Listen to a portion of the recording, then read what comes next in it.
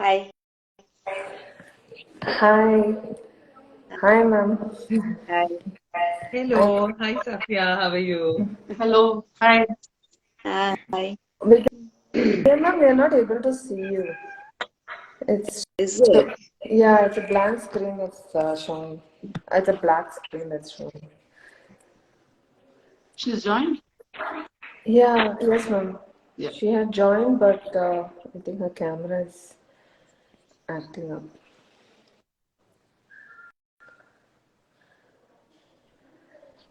We'll just wait for Vidya ma'am also to be able to join in, and we'll start off our session then.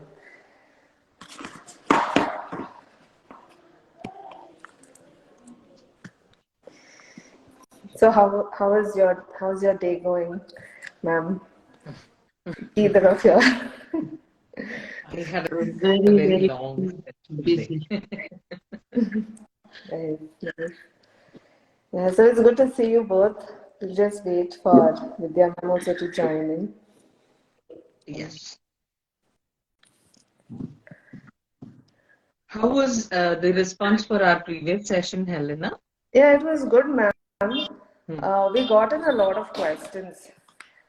Though not many people joined, but we got in a lot of good questions. Uh, So, yeah, that was good. Maybe we should evolve a process of how we can respond to them, maybe through messages itself, so that we stay connected.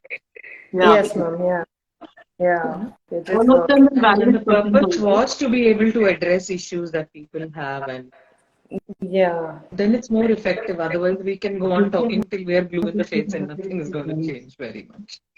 yeah, true. Mhm. Yeah, I'm just trying to add Vidya ma'am again. Not sure So, why she's ma'am is able not to. able to join. She has messaged. Yeah, yeah, ma'am. Yeah. There's Vidya ma'am. Yes, Hi, thank ma'am. you. Hi. Hi, Hi, ma'am. Vidya, Monica. Yeah. Welcome Hi, to ma'am. the program. Thank you. So I think we should start since we are already 2 minutes Sure. late. So firstly, welcome ma'am, welcome Vidya ma'am. We are really glad to have you here on our live session today. So for those who haven't met Vidya ma'am yet, she is the Chief Education Officer at Bharatiya Vidya Bhavan Kodugu Vidyalaya, and ma'am has over 25 years of experience in teaching There and quite is a in-depth little knowledge. correction. Yes, ma'am. 1 minute. I'm not with Bharatiya Vidya Bhavan now. I'm a freelancer. Oh, okay. That's nice. Yeah, so ma'am, your style of teaching has been alternate teaching, right?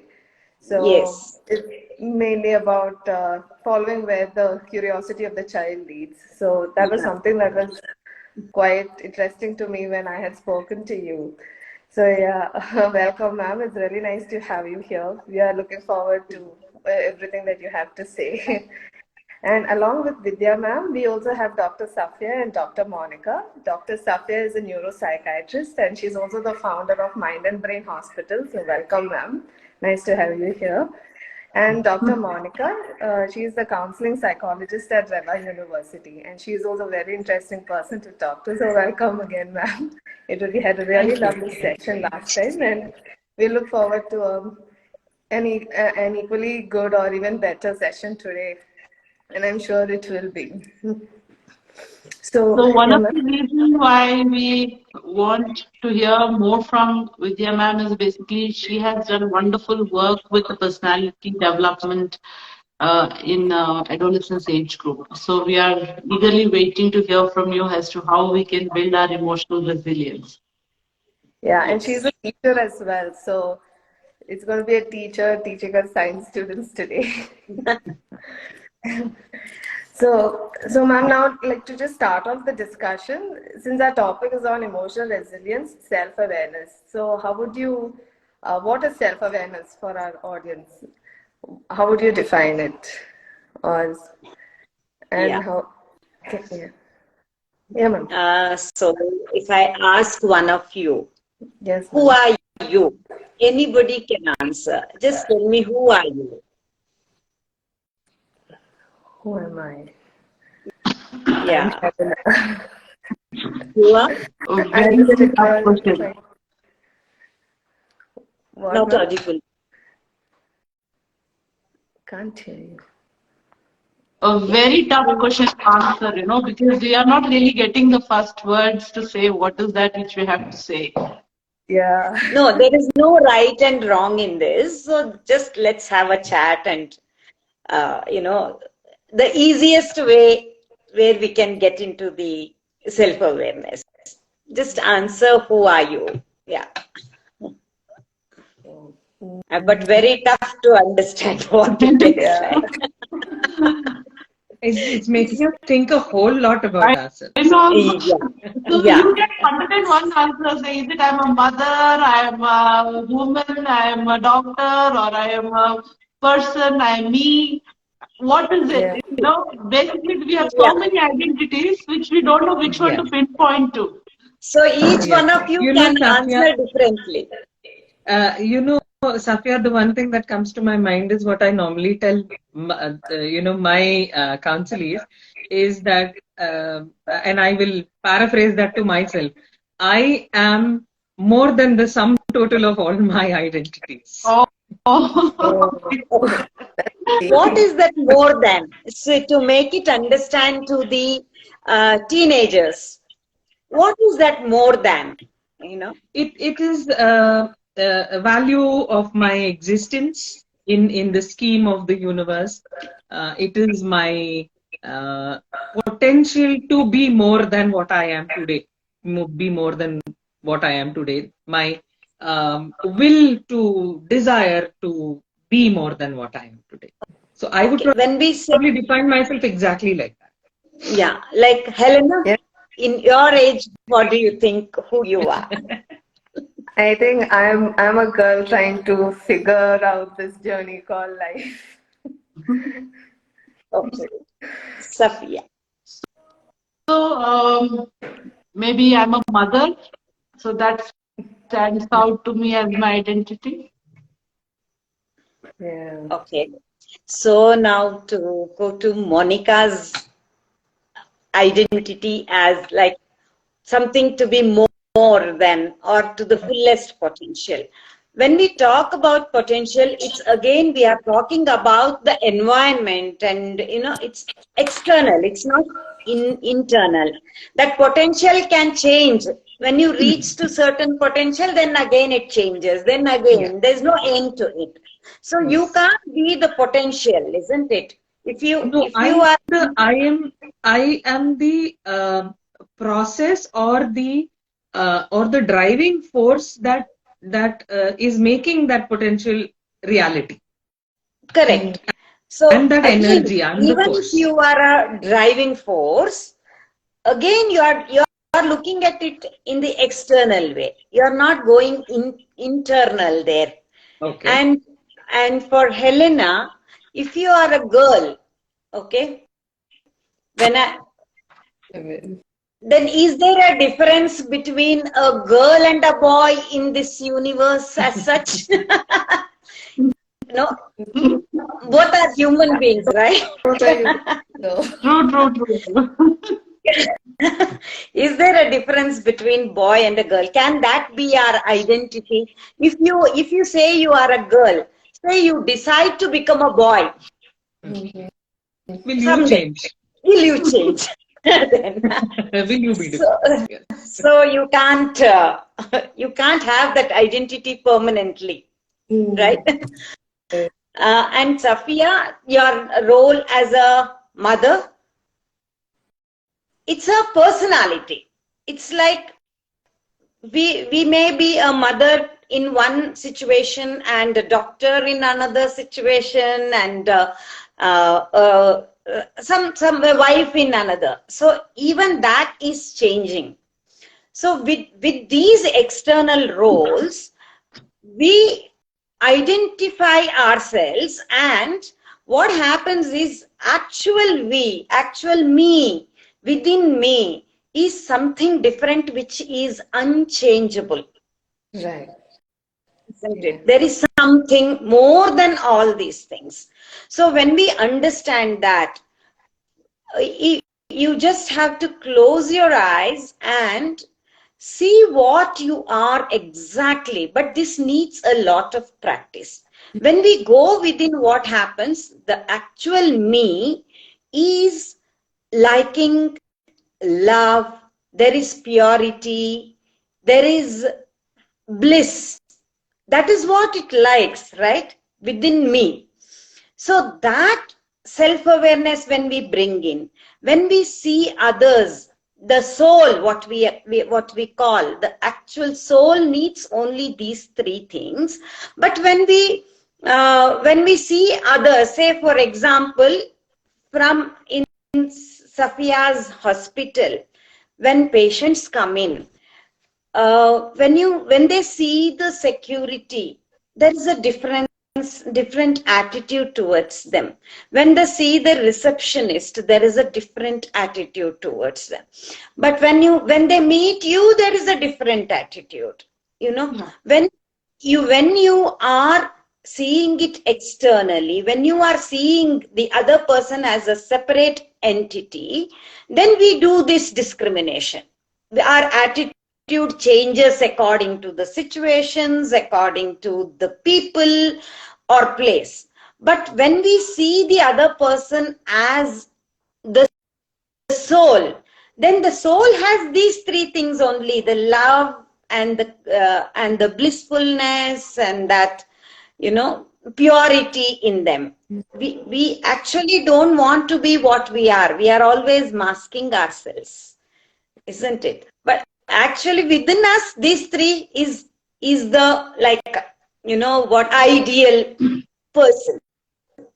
So that three is, it remains, the soul remains in that state always.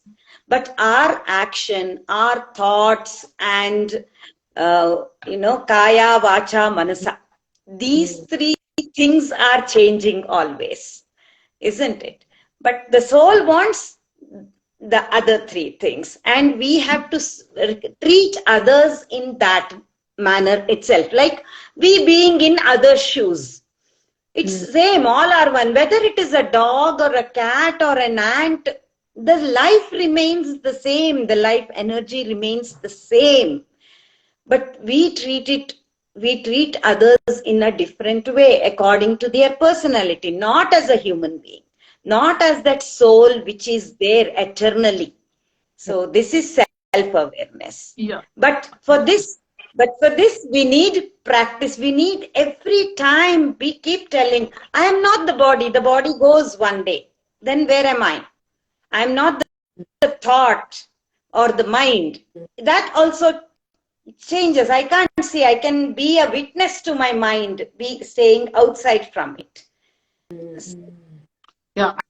I think the concept which has been told, you know, for maybe a teenager or somebody coming from, you know, with not much experience, could be difficult because, you know, it is beyond, you know, certain. On day-to-day basis, when we go through different emotions, it is so much there with us. The people are consumed with what emotion they're going through. For people to relate it to their daily life, and then, you know, bring in this concept, it could be difficult. So I would want to understand from you. So do we have any techniques wherein, you know, we kind of understand our own emotions and kind of regulate it? So today I was just listening to one of the Hindi songs, and then it said that, you know, one of the lines said that, "Mera na mujh mein kuch raha, hua kya?" So it was one of the love songs, and it said, "Mera na mujh mein kuch raha," that is, there is nothing about me within me. So it started, I started thinking, because we're talking about self today. So when someone feels they have lost themselves from themselves, what do we do? Okay, so when we relate this point to the youngsters, I just want to bring in now why this got my attention was, when somebody is very, very attached to somebody, maybe somebody is attracted to somebody, or somebody is having a relationship with somebody, they are taking substance, or they are chasing some dreams. So they get so attached to that particular thing that they lose themselves. So मेरा ना मुझ में कुछ रहा, it is only the other person or the other thing which we consume us makes us complete. And when they lose it, let's say a breakup, or they lose the attention of that guy, or they don't get what they were receiving, suddenly youngsters are jumping into self-harm. They just take the sentence literally. I don't exist anymore. मेरा ना कुछ भी नहीं है मेरा. So now I would want to understand, do we have any technique which the youngsters can incorporate into their lives whenever they are going through these turmoils of life, of attachment, detachment, rejection, attraction, temptation? So from the point of having those temptation to getting them, can we have anything which can help them hold on? Just hold on before you harm yourself. Do you have anything to suggest to us? Yeah. See, this quality in the child to develop the very emotional resilience. Why is it not there? Why are everybody into drugs or attachment or anything? And see, getting into that, there is nothing wrong. Everybody makes a mistake. But coming out of that is resilience, right? Coming out of that and getting empowered as early as possible is resilience. So I would say from last 20, 25 years or maybe more than that, what's happening is the parents are having 1 or 2 children. Okay. And the way they are treated from my childhood to the other younger generation, what they are saying is, my mother never bothered when I fell. Like, she was okay, it's okay kind of thing. But now when as a teacher, I see the parents are protecting their children so much that the child has never faced a problem in its younger days. So without facing a problem, when you're not into a problem, when you are not tasted anything bitter, how will you find a solution for that as you grow? When you are in adolescence, you don't know. You are out in the world. Your mother can't be everywhere. Your parents can't be everywhere. You are out in the world, and see, everything goes hand in hand there. Decision making. The child has to make the decision whom she should be with, who is like who can she be, what do you say, safe, or what is safe for her. Everything was decided by the mother, and suddenly she is left out. Decision making is not there, problem solving is not there, because problems they have never understood, they have never faced. Yeah. So naturally, all these things can come to a child. Now, what can the school do? At least now parents are like this. At least the school should not cater to what the parents say. Parents come and say, oh, my child has fallen. What were you doing? That's what we are confront. Array, falling is not like abnormal. You do fall and then rise up. See, in a very simple words, they said for us, you fall and then rise up. That itself is, that could be physical resilience or emotional resilience. That chance also we are not giving to the child. And every time it is like you have to be first. And I have my own relative. She's a little girl. She doesn't want to compete, though she is an athlete. She doesn't want to compete with fear of failure. Then she resists competing. That should not be there. Whether it is failure, it's okay. We see in that age, it's good to experiment. Decision making, when the child is young, allow him to decide what color dress they want, what they want to wear, or anything. It's okay. Now it's not like that. Everything is decided by the parent. Everything is decided by somebody else who doesn't go through that. Can I add something? Yeah. Sorry, Miss Vidya, I wanted to add an interesting thing that I met this wonderful woman who was a single parent. This is many years ago when my daughter was in kindergarten. Can you people hear me? Yes. Yes, ma'am. Yeah, okay. So her little boy was wearing two, two different shoes on each foot. He's about 3.5 years old. He was wearing two different shoes. And I said, "What happened today? You could not find your other shoes." So he looked at me like, "What is wrong with you? I'm wearing shoes." That's the expression he gave me. I distinctly remember this. And then the mother said, "No, I think he just chose both the shoes because he likes both of them and he decided to wear both of them." And that was like such a huge thing for me that she just let her 3.5-year-old wear two different shoes. It's not such a big deal. He's wearing shoes. What's the point of shoes? Protect your feet. That's all. How does it matter what it looks like? That Exactly. whole Maybe, attitude itself is very empowering because then the kid has the freedom to face, which is why yeah. he was able to look at me like, "What is wrong with you? Why are you asking me such a stupid question?" He was able to react to me appropriately, and that freedom, I think, yes, I agree with you. A lot of kids do not have that freedom. There's a load of expectations to live to a standard that the kids don't understand, but the parents want it. Yes. So And also increase. one Yeah. takeaway for us is the skill building and resilience does not start when the problem is there. It starts way before. I think it starts from the parental attitude to upbringing to the environment to the situation. So I think that's what we are getting to. Yes. Yeah, and at every stage, if we are able to say, it's okay if I'm wearing mismatched shoes, if it's okay if I'm looking like I'm crazy or something, it's all right. I'm just having a good time. Yeah. If our kids can get to that point where they're saying, I'm enjoying the process and I don't care what the result is, then it's Exactly. okay. Exactly. Yeah. Allowing See, in them this to make case, mistakes, basically. Allowing them to make mistakes and own it up. So when they yes. actually make mistake in real life, they own it up and then just don't get into any kind of a processes which is immediate, like cutting and things like that. So I think the And owning up means that we are learning from it. Yes. The learning happens because I've faced that failure, I've When you do accepted that mistakes. failure, and I've owned up to the responsibility of the exactly. consequences. So I have a See, memory again, of how it feels to be failed or not getting what I want. So the brain is pliable enough to understand that it's okay to be not okay. It's okay to be rejected. It's okay to be not getting what I want. So there is a development of patience, development of ability to go through that pain. So that is what we need to develop so that they don't immediately jump into things without thinking through. yeah.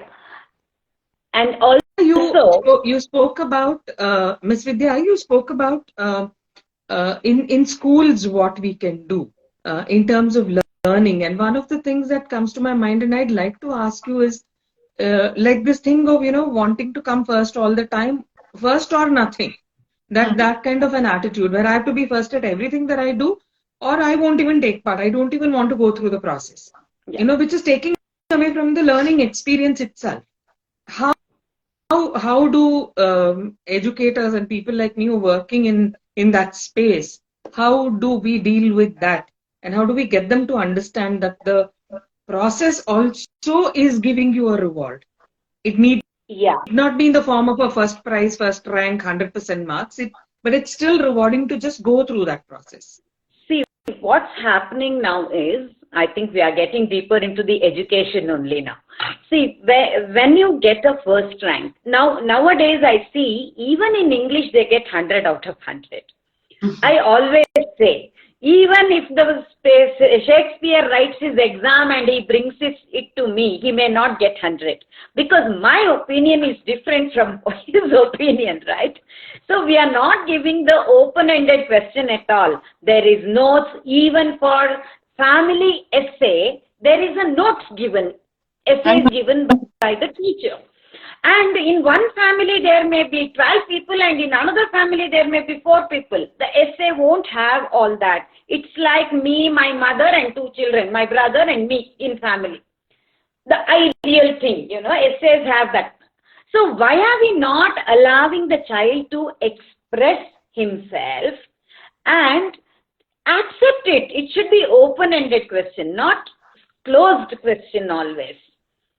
So this way, I think the children will be able to express more. They are able to express their problems also. Decision making happens there. Lot of things. We are not allowing anything for children. So this is one thing. And go back to the previous conversation. It's okay to wear two different shoes. We were saying.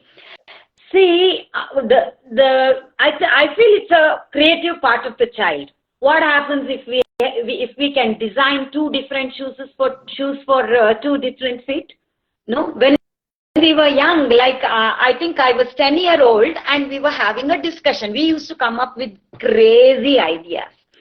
So in those years, like this is some 45 years back. Okay, so we were just applying nail polish, and we were talking. How about having the same colored hair? And we went into that, and same color hair, same color, eyelashes, all that. And now we are seeing it, and we were discussing the same friendship. We are seeing it. So we were telling, if we had the brain to start a business on that, 40 years before we could have had it. You would have been millionaires by now. Yes. So, see, when a teacher comes, this creative part is very, very important among the children to tackle this emotional resilience, I would feel. See, when a teacher asks a child to color an elephant, she provides the crayons. Most of the schools paints are not given. They give the crayons with three colors: white, red, white, black, and gray. And she asks the child to color it. What will the child color? Where is the creative part? If I am wearing if there is a Madhubani art on my sari, I can't have elephant always black. What is wrong in coloring the elephant green or red or any color? So there is no right and wrong and the opinion, it's okay to wear. If that attitude is not there, everything is right. There is nothing which is wrong in our life, I feel. It's only when we do a really, which harms us. There is a destructive and constructive or healthy or unhealthy things, but there is nothing which is right and wrong. If I can take drugs today and tomorrow if I can function very well in the society, I don't think it is wrong to take drugs then. Yeah. But I have not cope with it. The problem with the teens is they are not able to cope up with it. There is no emotional resilience. They are not trained. Their brain is not trained for that. So one of the things which came to my mind when you're talking about the marks being 100 and questions being already given, notes being already given, there is a very huge mechanism of immediate gratification working in the brain, that you are getting immediately a feedback that you are excellent without putting any hard work. And every time the child walks also, mother is giving a feedback, the entire relative is giving a feedback. So very quickly there's a reward mechanism which is generated, and with the social media and other things, there's a lot of responses, like a lot of emojis, and you're looking the best and all that. So there's so much of immediacy, the brain has forgotten that there is a need for wait. Sometimes most of the results is at the end of the journey. You don't get it as soon as you begin, even with the studies or relationships or any of it. There is a need of an effort which probably we are missing out because of the very quick feedbacks and very quick reward mechanisms, and immediate gratification is increasing like anything. So that is also another area which probably we need to highlight on, and then work on the feedback mechanisms right from the beginning. Yeah, and for this, see, our Sanatan Dharma, in India, ancestors have given us techniques to be the best potential. And it's all in the form of classical dance, classical music, and our paintings. So many things, techniques are given. And see, why the child is not ready to go for it? It needs time. It's a sadhana for 17 years. The patience building. Yeah, but our parents want the child to see. Usually, what happens in a Bharatanatyam class or any dance class, also, you see, the parents' first question is, when will she be ready for reality shows? Can she compete in that? And in those reality shows, the way they hype, we interact with the great artists. So one of the Padma Bhushan artists said, I am 67, 70-year-old now. My remuneration is not as much as that boy who has got first prize in reality show. The way they are, the way everything is hyped these days, so the children think they have to be there, otherwise their self-esteem is lost. They start comparing with every other child. So they are always conscious about themselves. Very little ones also, if you see the children in third standard also, they have a lot of self-conscious. They don't come out as they don't express themselves freely. They always think, what will the teacher think? What will the parents think? What will my friend think if I say that? So I always say our remote control of happiness is given in the hands of others. Now they keep changing channels however they want. So true. So this is what's happening. So where is they are not allowed, given that space at all for emotional resilience. Even in the and also they, in this process, they do not get the space to think about what is it that I want with my life. I am busy fulfilling everyone else's desires and expectations. Then there is absolutely no self-awareness. Yes. Self-awareness. Yeah. Right back to where we began. So if there is no self-awareness, there cannot be resilience at all.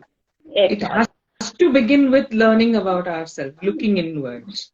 See, if the child is very happy, most of the time I have seen, if he is happy and dancing, immediately the parent says, stop it. Because for her, it is the matter of prestige, not here, not there. He can dance only in some places. So, see, that happiness, the bliss in the child is lost over the period. So in the given scenario of our present life, so when there is so much of copycat syndrome, where we are copying the role models which we have set. So how do we tell the youngsters to look within and have your own identity? How do we say that to them? Because they are not getting the point. Na? So what language should we use? What vocabulary should we use? See, vocabulary and lectures, all this, they cannot digest themselves. It is not an experience. It's experience of adults. We need to put them in. See, what happens is when they are sent to ashrams for volunteer, encourage volunteerism anywhere. Yes. Isn't it? So they are put into they are sent into the ocean and now they have to swim. It should be that kind. See, in my own life, I was always like, there was comfort to a certain extent, but I was not happy within. So for some people, it happens. Like when we are not happy, we go in search of that, right? Really. So as a teacher, I went to Stigmate convention, where we had to get up at 4 o'clock, do our yoga, then there is workshop, then there is afternoon sessions, then in the evening there is concerts by great masters, great artists. Okay, so you can look at that experience in two different ways. One is, what our country has so much, richness, heritage, everything. The other way of looking at it was, for me, I looked at it as, we have so much of potential. From morning till night, 11 o'clock, we could be awake and work so much. And in 5 days, I could learn so much. If this is the case, then what will happen if I practice this every day? And that's what changed me. Now it's easy for me. Like if everybody works for 1 day, I can easily work for 2 days in same day. I start at 4 and by 9 o'clock I finish one set of work and then I start another set of work. So this is how, when we are put into problems in the toughest, first come out of comfort zone. When we take them for trips also, no, children, the parents first ask, are you taking them by flight or train? This is how they question. And if there is a NCC camp, it is a chance for us to come out of comfort zone. But unfortunately, people bring food, water, fan, everything to the camp in their car and giving them to the children. So, in So this when you're manner, talking I about, don't think anybody can. yeah, so when you're talking about the comfort zone, sometimes pain and calamities are a pleasure of life. Not everybody are gifted with that. I think a person who has gone through calamities or any kind of an adversity are blessed in a way that they have gone through an experience which has made them more resilient. And today's in the world of abundance, and there is so much more. So how do we make our young generation go through that, because they're already, and they know that it is, if we are making them go through for some time, it is not really sustainable. For them, it may be just a trip and things like that. So, but then, for having to give them that experience, is there any way, or, I feel they're missing out on things because they don't, it's now the poverty of abundance. Everywhere it is excess, everything is excess. So they are excess of comfort, excess of luxuries. They are not really getting other picture of it. So do we have any mechanism to kind of beat this? Yeah. So for this, adults have to agree. The teachers, see, teachers are there to educate children, right? It's not about math, science, or language. Even in math, science, if you are teaching, why are we not allowing in science, for science teachers, for example, why are we not allowing the children to investigate, discover themselves with insects or with the nature? We never allow. Even there, the notes are given from class 1. And see, where the responsibility is not taken up seriously, I feel. It's all because of the education system. I blame ourselves, educationists. Unless we take the responsibility. See, if we are a true educationist, we can convince the parents. We can make them understand. It's our duty to educate the parents also. Education doesn't confine to the 4 walls or the campus. It's our responsibility. So when the child does that, what happens? This is a true incident, I'll tell you. In the campus, what happens is if a child is going wrong, the teachers are like, oh, our manenalli hage, that's why they are like this, avun hard hudga. We start labeling children. This is not okay. You are an educationist. It's your responsibility to take up the child and, you be a mentor for the child. Not always a teacher. Don't be the teacher for the child. So it happens in everywhere. Like even if it is maths, the teacher themselves look at guides and then give the answers ready-made. There is no problem for the child now.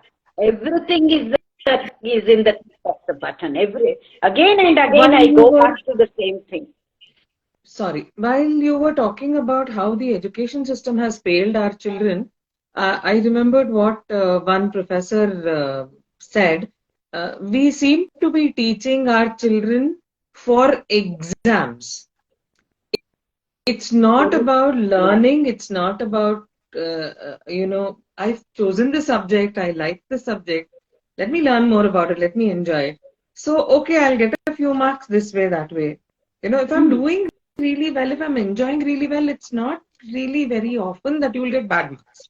You may not get 100 out of 100 or 120 out of 100, but that's okay. It's all right. So, but the teachers and the parents are all geared towards the exam. It is for the exam that I'm studying. And why are you studying this course? Because I want a good job. It's not because I love computer science. It's not because I love biotechnology. Then I have to reframe that question and ask them, why did you choose this stream? And I'm so upset when they say, this is the one career that will give me the best jobs. It will give me the highest paid jobs. Yes. You could this very is well be a terrible engineer at the end of the day. They're not worried about yeah, that. That true. comes from the training that the teachers and the adults around them and the world around them is giving. So Yes. it's we need to, as parents and educators, I think we need to change our mindset and say, go ahead, man, fail. It's all right. What is the worst thing that's going to happen? You can always take the exam again. Yes. But that takes a lot of courage. So this is another.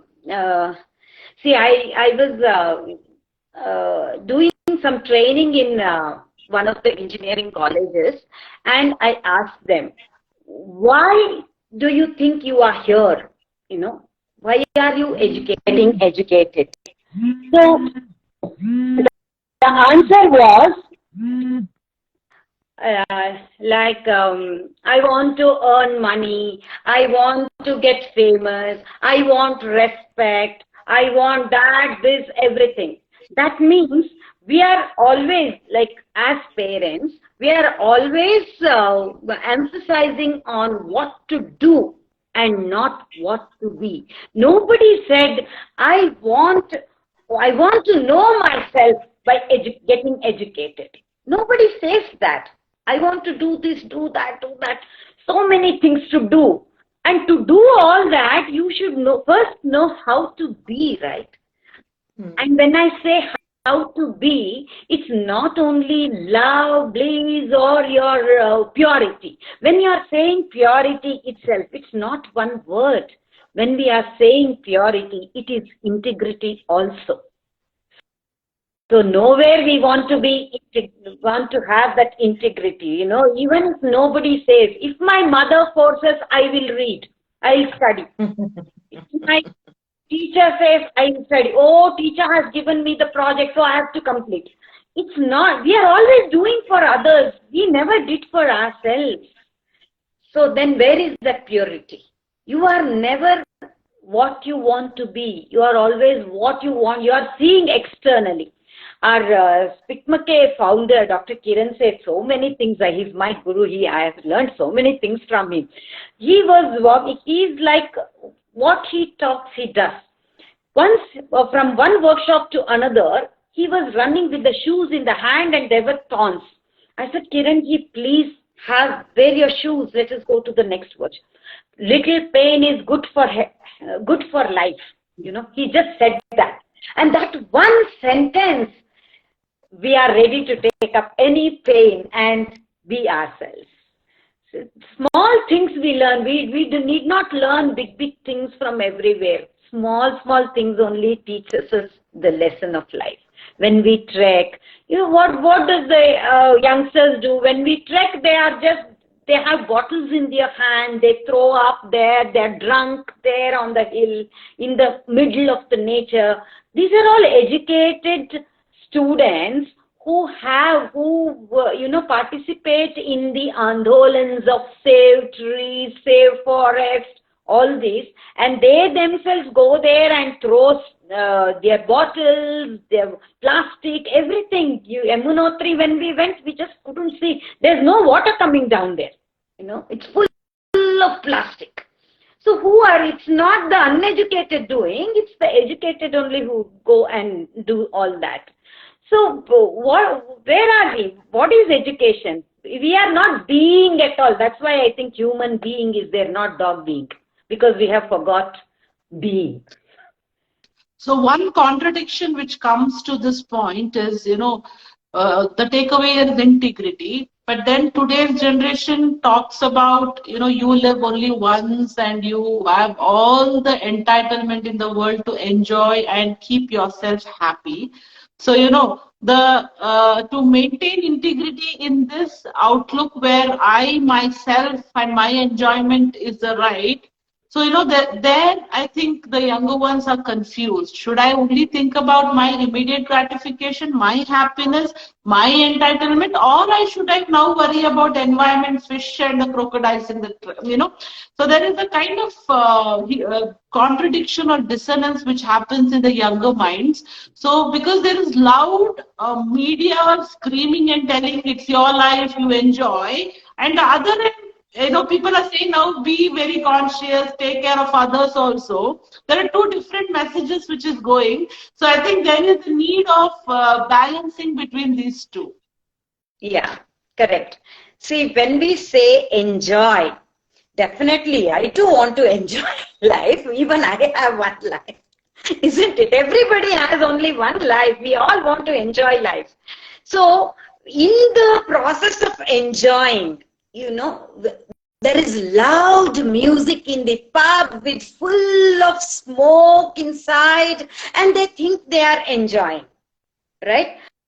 So, what is it doing? It's harming their health. There is noise pollution there. There is clutter in the brain. Where are they enjoying? They're harming themselves. And it's an immediate effect. They are not able to take decisions because of this. No, they themselves don't know how to take decisions. They are seeing the immediate, that one moment, even in that moment, in their eye for enjoyment or whatever, their view for enjoyment, they forget what they are doing for themselves. Yeah. If I am harming myself, where am I enjoying? So one more area which is there is the media influence. Huh? So the kind of advertisements which is coming and the way their role models that celebrities are leading their life. Yes. So they think that's the way you live your life. There is so much of glitter which is being shown. So Yeah. a young mind can get quite confused, and for them to get an understanding of a life which is of integrity, I think it's a challenge. The role of the parent and teachers definitely has there's a huge role to play. Huge responsibility. The whole country is standing on their shoulders now, actually. So, see, for example, Michael Jackson, in our days and all, it was Michael Jackson. He was so famous that he could have changed the world then, right? But he was into all sorts. How he died, we all know. Then such people are role models. When such people are role models, what happens? I saw an advertisement holding, at 24, you need to own a house. Okay, at 24, you need to own a house. And immediately, people who don't have that emotional,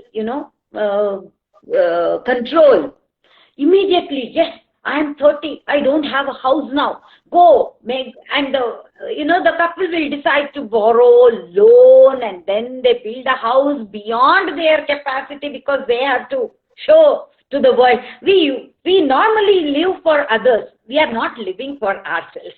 Yeah. We don't think at all. So they build the house, that loan is there, one fine day, their job is gone, then what? Why are we not deciding that decision making? I'm telling again and again, the parents who are listening, let your child decide whatever he wants. Up to the age of 16, it's okay. We can repair it. Later on, it's not possible. Yeah. It is not possible. Now already if you are in the mess, then the only way is meditate, meditate, meditate.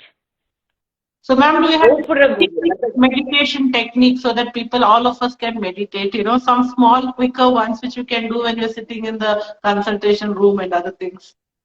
Yes, sure. So the technique is just, see, the thoughts, some say that no thought should come and all. Mind will have thoughts, right? Just listen. The simplest way is, there are lots of meditation music in YouTube available. Just put it, close your eyes, sit for 20 minutes. Initially, yes, thoughts will come. See, for these children who don't have emotional resilience, they don't sit. The problem is they don't sit. So sit for 20 minutes initially. Slowly, it can be up to 1 hour. Even I have faced this. It's not that I was perfect from the beginning. I'm not a god to be born here. So it was difficult for me to say it. It was difficult for my daughter to say it. But slowly, yes, you sit for 1 hour. It's not a waste of time. It's like Now what we are doing is there is no time to fill the fuel to our car, but we have to go some 1,000 kilometers. It's like that. So you Every just time. without any thoughts, and then what? Is there any other things which we're supposed to be doing? Is it only that Yeah, allowing your body to yeah. relax? When we are listening to the music, we just have to concentrate between the eyebrows. Just lift your neck head part a little bit, and naturally the focus will be on the in between the eyebrows, and sit like that. Nothing. You need not do anything else. You need not see when you think. There are some people who say, no, you have to think of Rama, Krishna, nothing like that. Then we bring in religion, and then everybody says, no, no, no, no, no. That shouldn't happen. Don't think, just do that. That's it. It will work over a period of time. And this should happen even in schools and colleges. We are just rushing into finishing portions and giving lectures. See, children come into the classroom with lot of chaos in their mind. First, let them calm down, and then we can start. It goes into their head like that. Even schools can do this. And our Dr. Kiran Seth was telling, there was a boy in Kharagpur, IIT Kharagpur, who had a very bright eyes, and Kiranji said that, asked him, it seems, how is that you're so bright? What are you doing? So he said, I'm doing my second year. And so how do you do? I stand first. So, did you go to which coaching class did you go? I have never gone into any coaching class, he said. Then what is that? It's all about my school. So they made me do yoga in the morning, and they made me learn classical music in the evening. And that's why I could increase my attention span. There are techniques developed. Either you paint or, there are no hobbies at all nowadays. And habits, we always say good habit, bad habit. There is no good habit, bad habit. It's all healthy and unhealthy habit. It's all about constructive, active hobbies and passive hobbies. You ask any child, what is the hobby? It's about listening to music. Listening to music is not a hobby. How does it help you? That to what kind of music you listen, how do you listen? You want to shake always, clap always for everything. Always that clutter is there in the mind. There is no calmness in the being. Why can't we be alone and for some time, for ourselves? It's always about others, being in the company of others. I don't have friends, I am alone. If you are alone and then you are bored, then you are in a bad company, right? That makes so much of sense. There is no skill of solitude at all. There's always noise. There's always a party. There's always a noise. I think the kids definitely needs to know the meaning of silence and calmness and not moving. That makes so much of sense that, even though it's a very simple thing, but it makes a lot of sense because they just don't know how to handle their restlessness. Yes. So I think it's a responsibility of schools again. How do they bring in the techniques in school? It's not, you need not bother about finishing the portions always. You teach the child how to learn, not what to learn. Then children will learn by themselves. I'm saying, nowadays we didn't have this technology. Now everything is available in the click of a button.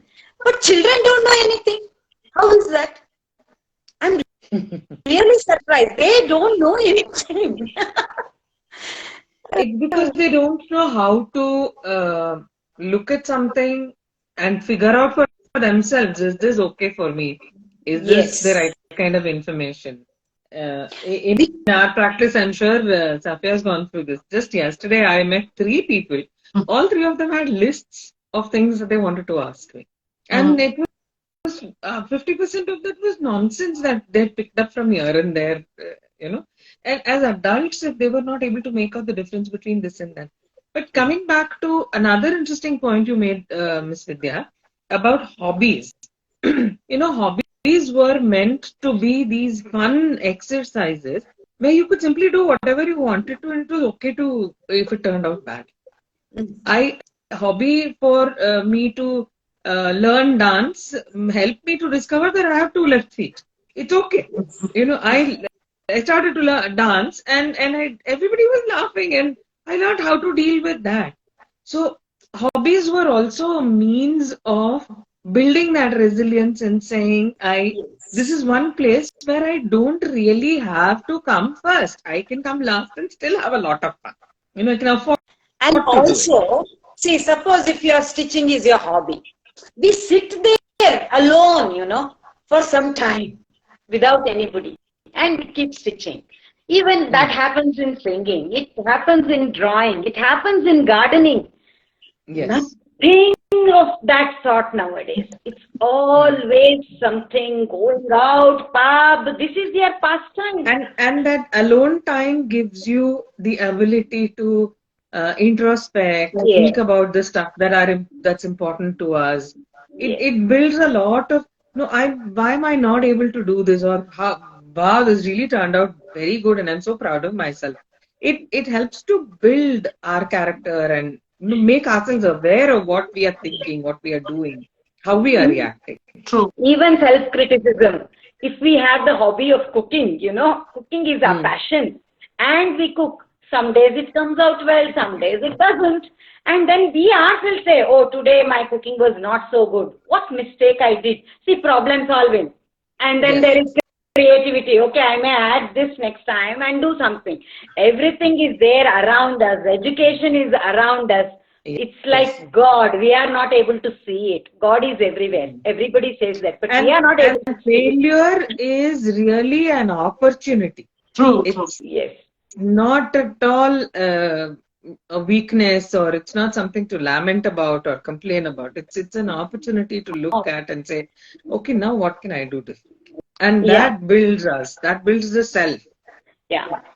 But now when what we are So when you talk about solitude, introspection, self, analysis, I think another way which youngsters could develop is through prayers.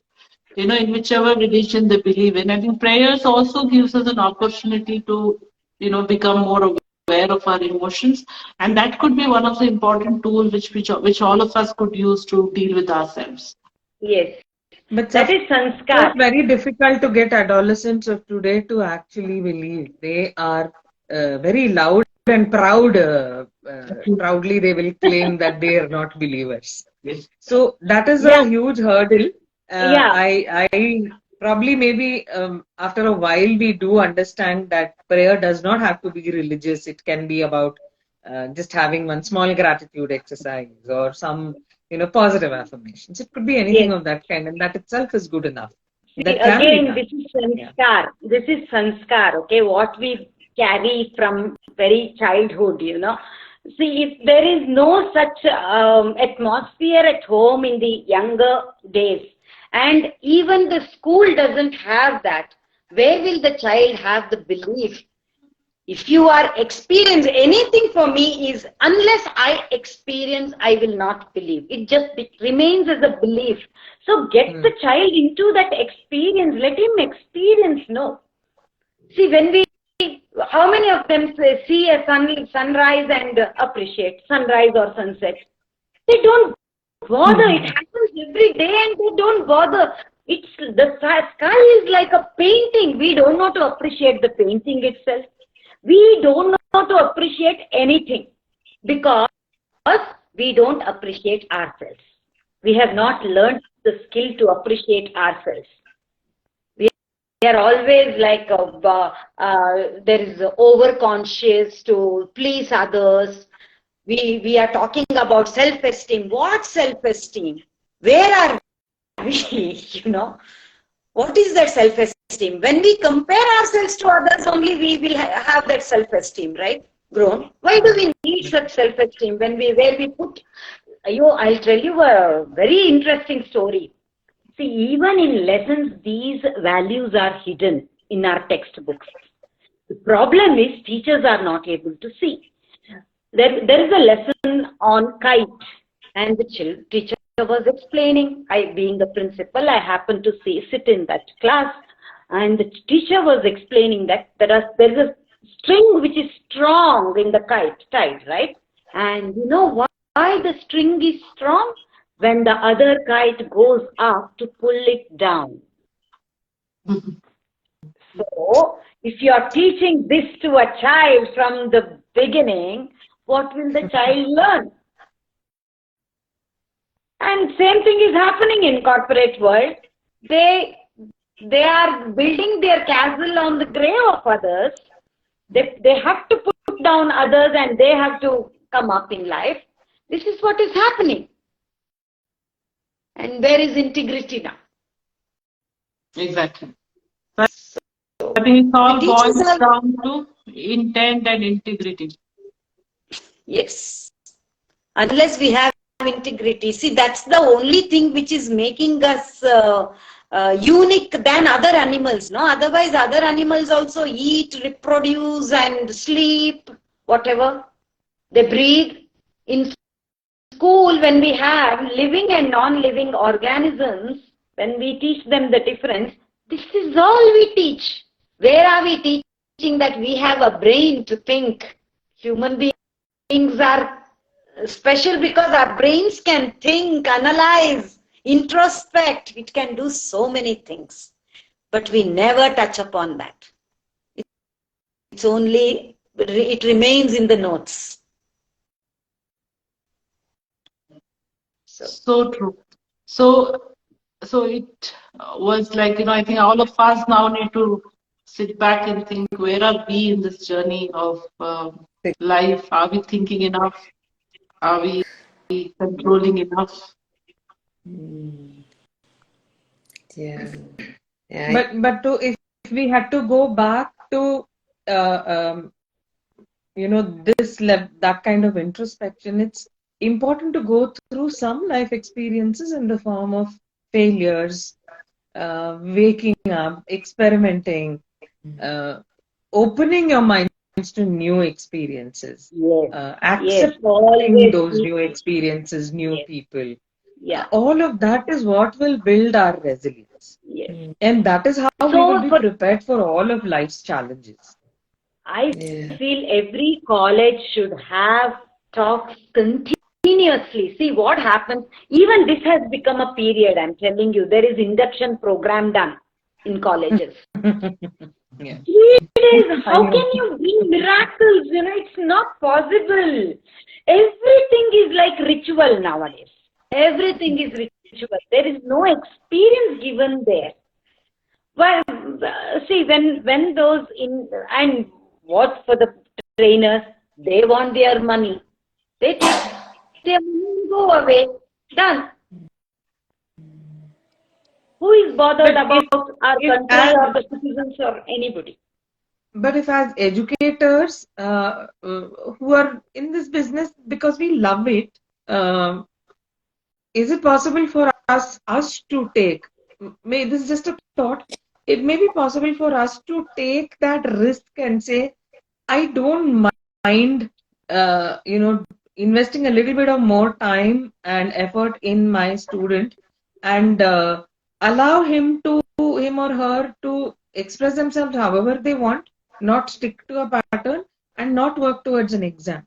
See, for anyone who's working in an institution and is employed by the institution, the greatest fear is that of being, marked as somebody who is who's got so many number of failures in his class. And that's the biggest fear that we live in.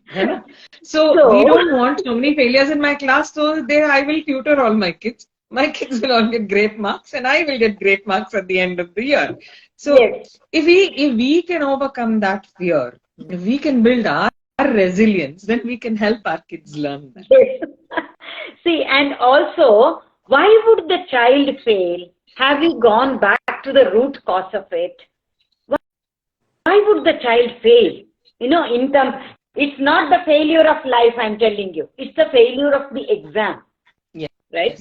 Failure in exams. Why would the child fail in exams?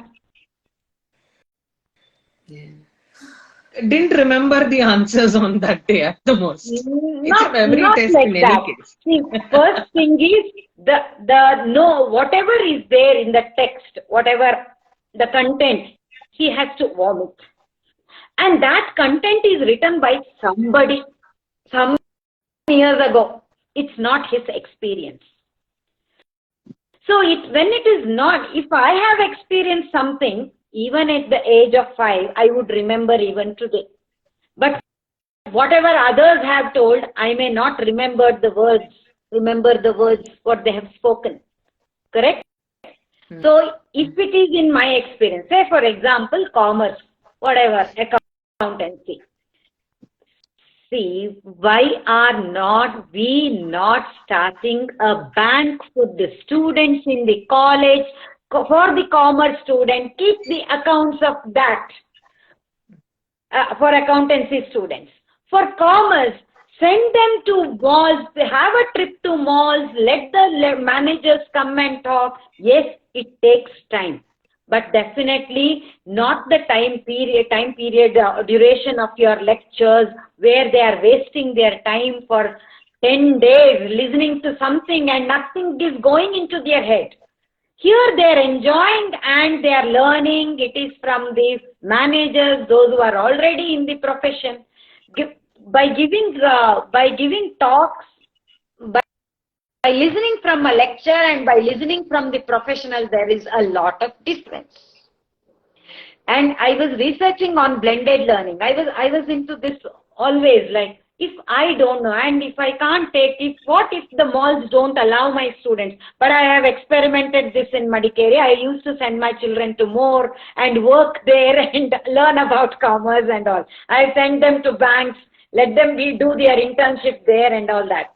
This is easy. I have sent them to beauty parlor also to learn for health and wellness. So this is easy if the teacher or the principal makes that effort. Okay, but they don't want to come out of their comfort zone. That's one thing. And when I have researched on blended learning, see, there are lectures in YouTube by great people. Just let them explain about commerce with videos, with everything. Children will learn. It's not a waste of time. It need not be always through lectures, It's our capacity to listen is only 15 minutes. After that, I am into my own journey. We are not listening. Right? Yeah. So these are the techniques. Education institutions can do magic, I'm telling you. They can teach mathematics through carpentry. They can teach mathematics in the kitchen, baking. So I had started baking class, cooking class, one year course. And in 1 year, 4th standard children were like professionals, bakers. They baked cookies and cakes and they started selling also. So it's possible. We are thinking it's a waste of time. No, you can do your maths. It need not be. We are going chapter wise. We are not going concept wise. Concept wise, we go, it's everywhere, all the time. Even through a glass, we can talk about so much about commerce, accountancy, economics, everything. Just with the bottle. We are not doing that. So naturally we have the fear of failure. It's our failure we are reflecting. It shows as a reflection among children. We think it's their failure. It's our failure as teachers. So there are too many stakeholders in this for the resilience. It's not only the individual, there is a parent, there is a teacher, there is society, there is the individual, there is the entire ecosystem which has to join hands so that our next generation has a better resilience. So I think it's time for all of us to be aware of our actions and also the intentions. Yeah. So for now, we are already into problem in the soup. Now, how do we get up from that? At least now you do your meditation, go for trekking, not with everybody, go alone. Emotional resilience will be strong then. When you go alone and face problems, not with everybody. Our founder at 73, he is 73 years of age, Dr. Kiran said. He has decided to cycle from Kashmir to Kanyakumari and he has covered 5,000 kilometers. And he says, when I go on a cycle on that white line, I meditate. You know, when it's in my own experience, there was a trekking in Coimbatore, Vellangiri. It demanded 16 hours of continuous walking. We started at 5:30 in the evening and next day afternoon 2:30 we came down. I was observing myself. See, Safia was mentioning about prayers. So in prayers, I started with Om Namah Shivaya. And only Om Namah Shivaya, I said, and I could do it, you know. And somewhere in between, when I stopped saying Om Namah Shivaya, I was feeling the stress there. And again, immediately I would say, no, I shouldn't do this. I'll chant something.